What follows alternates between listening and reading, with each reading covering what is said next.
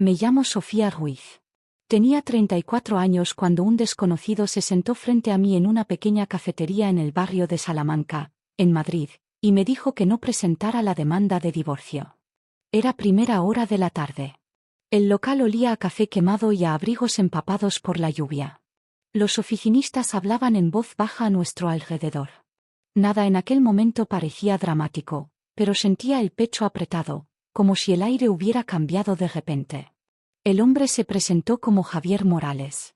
Voz calmada, postura cuidadosa, ni nervioso ni enfadado, solo controlado. Pronunció el nombre de mi marido como si fuera un hecho, no una acusación. Tu marido está viendo a mi mujer. No jadeé. No lloré. Sentí algo más frío instalándose en mi estómago. La confirmación tiene un peso que la sospecha no tiene. Javier dejó un sobre grueso sobre la mesa entre nosotros. Aún no lo abrió. Me miró y dijo una frase que todavía resuena en mi cabeza. Si te mueves primero, pierdes. Miré fijamente el sobre. Mis manos estaban firmes, aunque el corazón me latía con fuerza. Había imaginado ese momento 100 veces. Pensé que gritaría o confrontaría o me derrumbaría. En cambio, me quedé quieta. Javier explicó en voz baja. Los tribunales no escuchan el dolor, escuchan pruebas. Si actúas por emoción, proteges a las personas que te mintieron. Si esperas, te proteges a ti misma. Me contó que lo había aprendido por las malas. Ya había hablado con abogados. Ya había empezado a documentar todo. Fechas, horas, lugares, patrones. Escuché sin interrumpir. En algún punto entre sus palabras y el murmullo de la cafetería, comprendí algo importante. Esta no era una reunión sobre venganza. Era una advertencia. Pensé en mi marido Luis, en las noches tardías. El teléfono boca abajo. La forma en que nuestro hogar se había vuelto silencioso sin una sola discusión. Javier finalmente acercó el sobre, pero aún no lo abrió. No tienes que decidir hoy, dijo.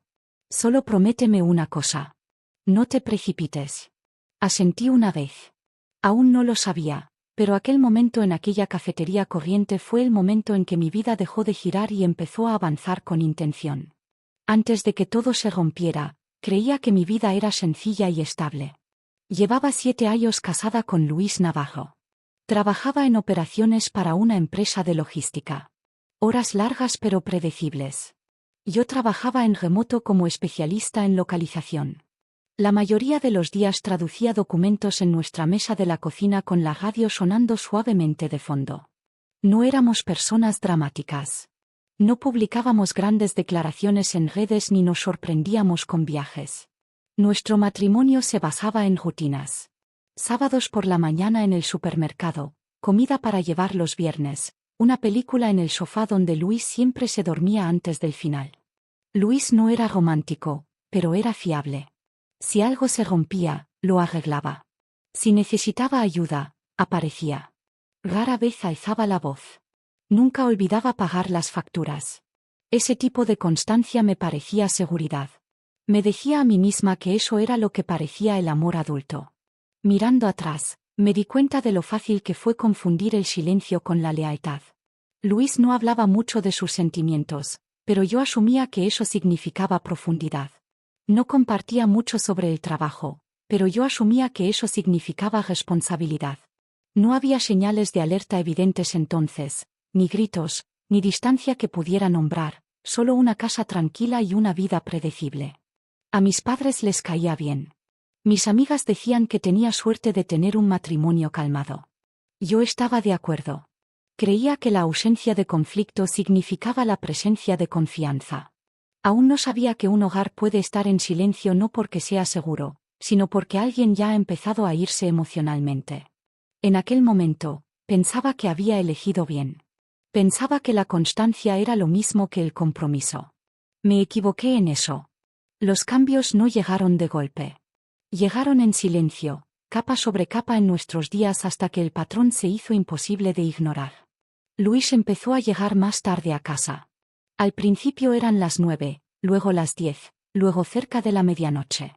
Decía que un nuevo contrato estaba presionando al equipo. Le creí porque su trabajo siempre había sido exigente. Luego cambió su teléfono. Antes lo dejaba boca arriba en la encimera. Ahora lo dejaba boca abajo o en el bolsillo. Cuando vibraba, lo miraba rápido y giraba la pantalla. Me decía que me lo estaba imaginando. Apareció un nuevo aroma en nuestro baño. No jabón, no desodorante, colonia. Luis nunca había usado colonia en 7 años. Cuando pregunté, se encogió de hombros y dijo que alguien en el trabajo le había dado una muestra. También cambió su ropa. Camisas nuevas, más ajustadas. Empezó a cortarse el pelo en un salón en lugar de la barbería vieja cerca de casa. Ninguna de esas cosas era mala en sí misma. La gente tiene derecho a cambiar. Lo que me inquietaba era el momento. Los fines de semana empezó a ir al gimnasio. Salía a media mañana y volvía después de comer recién duchado y extrañamente lleno de energía. No cansado, no dolorido, solo ligero, feliz de una forma que no había visto en casa en meses. Intenté ser comprensiva. Le preparaba cenas. Le mandaba mensajes preguntando si necesitaba algo. Sus respuestas se hicieron más cortas. A veces pasaban horas antes de que contestara. Cuando lo hacía, las palabras parecían distantes. Si alguna vez has sentido que tu casa se enfría sin una sola discusión, sabes a qué me refiero. Nada era lo bastante fuerte para confrontar, pero todo se sentía mal. Por las noches, me quedaba despierta escuchando su respiración y me preguntaba cuándo exactamente había ocurrido el cambio. Aún no buscaba pruebas. Buscaba tranquilidad. Pero mi cuerpo ya sabía algo que mi corazón intentaba ignorar. Me repetía que no fuera paranoica, que tuviera paciencia, que fuera comprensiva. Aún así, una voz tranquila dentro de mí repetía la misma frase. Algo va mal. El momento en que todo cambió ocurrió una tarde normal de entre semana. Quedé con una amiga para cenar cerca del centro. Nos sentaron junto a una ventana que daba a la calle. Las luces del tráfico se reflejaban en el cristal. La gente pasaba con paraguas y maletines. Estaba a mitad de una conversación cuando mis ojos captaron algo familiar al otro lado de la calle. Luis. Estaba sentado en una mesita dentro de una cafetería. Al principio sentí alivio. Tal vez me equivocaba. Tal vez el trabajo realmente lo había retenido hasta tarde. Entonces vi a la mujer frente a él. Tenía el pelo oscuro y llevaba un abrigo color burdeos. Se inclinaban el uno hacia el otro mientras hablaban. Luis sonreía, no una sonrisa educada, no la sonrisa cansada que traía a casa. Esta era abierta y relajada, una sonrisa que no había visto en mucho tiempo. Se me apretó el pecho. No oía nada. Era como si el restaurante a mi alrededor se hubiera quedado en silencio. Entonces él alargó la mano por encima de la mesa y tomó la de ella. No fue dramático. Fue natural, familiar, el tipo de contacto que no pide permiso porque ya se ha repetido muchas veces. No me moví. No me levanté. No salí corriendo. Mi cuerpo se negó a responder. Mi amiga notó mi cara y siguió mi mirada. Me agarró del brazo y susurró que nos fuéramos. Me dejé llevar. Las piernas me temblaban como si ya no fueran mías. Volví a casa sola. El piso se sentía distinto aquella noche. El sofá, la cocina, las fotos en la pared. Todo parecía escenificado, como un decorado al que ya no pertenecía. Luis llegó después de la medianoche. Habló con naturalidad, preguntó por qué aún estaba despierta. Su voz era normal, demasiado normal. Miré su cara y comprendí algo doloroso. Una persona puede mentir con calma cuando la mentira ya se ha convertido en rutina. No lo confronté. Le hice una pregunta suave sobre el trabajo. Respondió sin dudar y entró en el baño. Me quedé sentada en el sofá escuchando correr la ducha y tomé una decisión. No reaccionaría. Aún no. Porque una vez que ves la verdad, no puedes dejar de verla. Y necesitaba ser inteligente con lo que vendría después. Desde la mañana siguiente, empecé a vivir una doble vida. Por fuera, era la misma esposa. Preparaba café. Preguntaba por su día. Decía buenas noches. Por dentro, observaba todo. Empecé poco a poco. Apuntaba la hora a la que Luis salía y la hora a la que llegaba. Anotaba los fines de semana. Anotaba las excusas. No lo seguía. No miraba su teléfono. Solo observaba lo que ya era visible. Cuando decía que trabajaba hasta tarde, pasé una vez por su oficina. Su coche no estaba. Me dije que no entrara en pánico. Una ausencia no es prueba. Cuando decía que iba al gimnasio, le pregunté casualmente cuál. Más tarde, comprobé la membresía online. Se había apuntado. Había fichado una vez. Ahí fue cuando me golpeó el peso. Saber que alguien miente sin poder probarlo es como oír una alarma de humo sin fuego a la vista. No puedes relajarte, pero tampoco puedes actuar. No se lo conté a mis amigas, me avergonzaba. Me sentía tonta por no haberlo visto antes. También tenía miedo de decirlo en voz alta sin pruebas. Consulté en secreto con un abogado de divorcios. Le conté todo. Escuchó y luego dijo algo que no quería oír pero necesitaba entender. La sospecha no es prueba. Me explicó que sin pruebas la emoción juega en tu contra. Una confrontación solo enseña a la otra persona a esconderse mejor. Los tribunales no premian el dolor. Exigen hechos. Salí de esa oficina sintiéndome más pesada que al entrar. Pero también salí con una regla. No te muevas hasta que puedas probarlo. Eso significaba fingir, sonreír, dormir al lado de alguien que ya se había ido.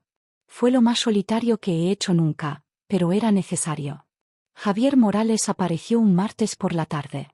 Estaba trabajando desde casa cuando sonó el timbre. Pensé que era un reparto. Al abrir la puerta, había un hombre con una carpeta bajo el brazo. Principios de los 40, bien vestido, ojos tranquilos. Preguntó si yo era Sofía Ruiz. Nos sentamos en un bar tranquilo a unas pocas calles. No perdió tiempo en charlas triviales. Mi mujer está viendo a tu marido. Oírlo en voz alta era distinto a verlo con mis propios ojos. La verdad cayó más pesada, más definitiva. Javier me dijo que su mujer se llamaba Carmen López. Dijo que la aventura había empezado meses atrás. Noches tardías, viajes de fin de semana, el mismo patrón que yo había vivido. Luego abrió la carpeta. Dentro había fotografías. Luis y Carmen en restaurantes, caminando juntos, entrando en un cine, muy cerca en un parking. Cada foto estaba etiquetada con fecha y lugar. La reconocí inmediatamente. El abrigo color burdeos, la misma mujer de la cafetería. Javier explicó que había contratado a un profesional después de que sus sospechas se volvieran imposibles de ignorar. Lo había documentado todo metódicamente. Sin emoción, solo registros. No presumía. No insultaba a mi marido. Hablaba como alguien que ya había llorado solo y había pasado la fase del shock. Sentí dos emociones a la vez. Alivio y duelo. Alivio porque no me lo estaba imaginando. Duelo porque era real. Javier deslizó un pendrive por la mesa. Lo necesitarás si decides protegerte, dijo. Le pregunté por qué me ayudaba.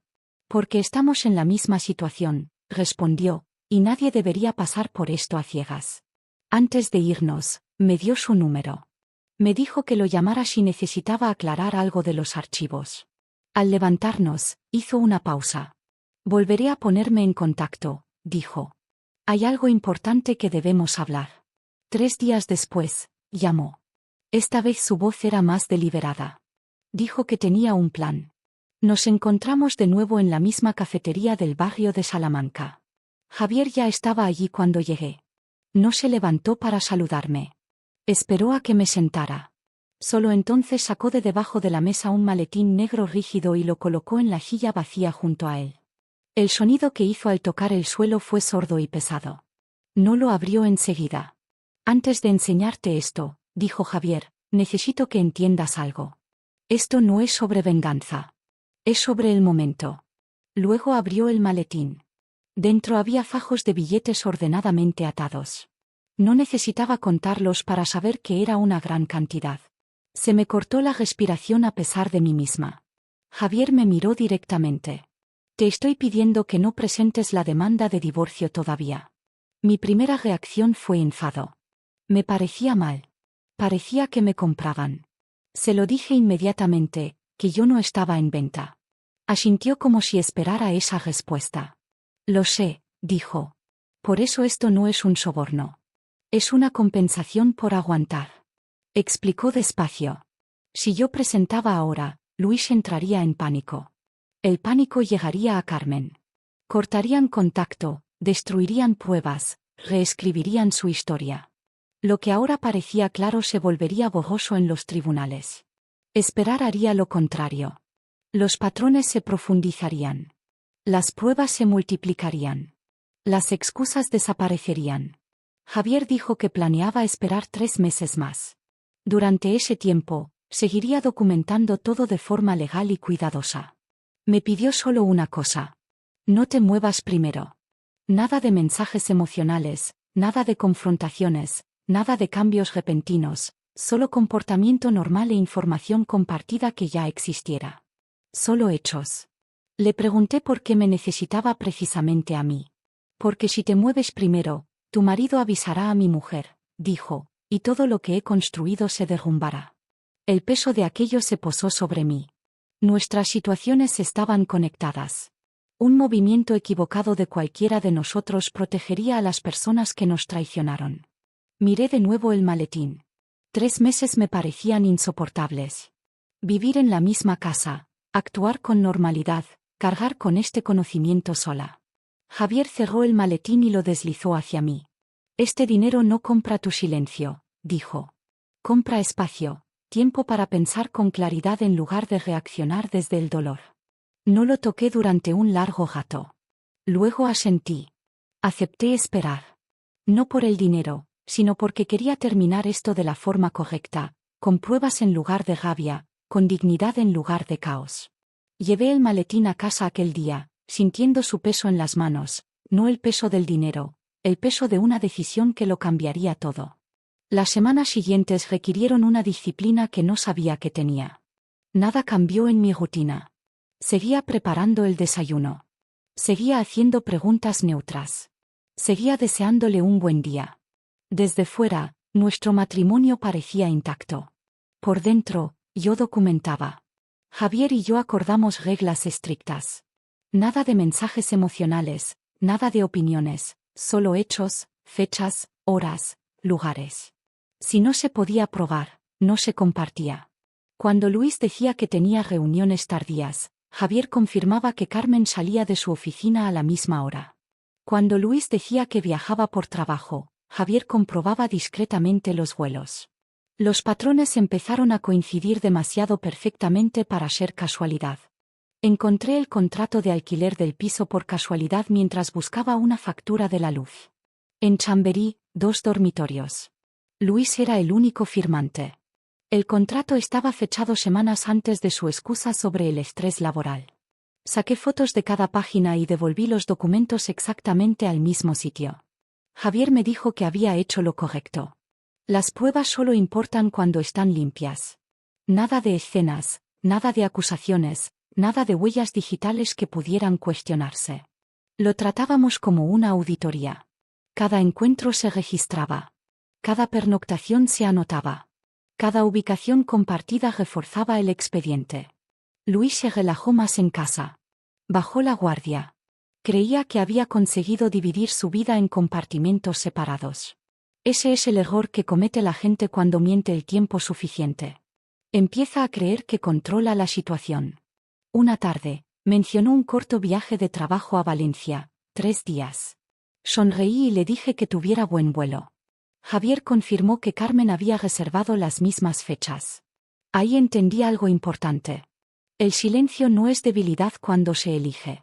A veces el silencio es preparación y la preparación es poder. Cuando Luis volvió de ese viaje, ya no esperaba pruebas. Las estaba organizando. Lo que vendría después lo terminaría todo. No de forma ruidosa, no emocional, sino completamente. Luis volvió de Valencia relajado y descuidado. Trajo un pequeño regalo del aeropuerto y dijo que las reuniones habían sido agotadoras. Le di las gracias y dejé la caja en la encimera. Mi cara no cambió. Por dentro, ya sabía dónde se había alojado y quién había dormido a su lado.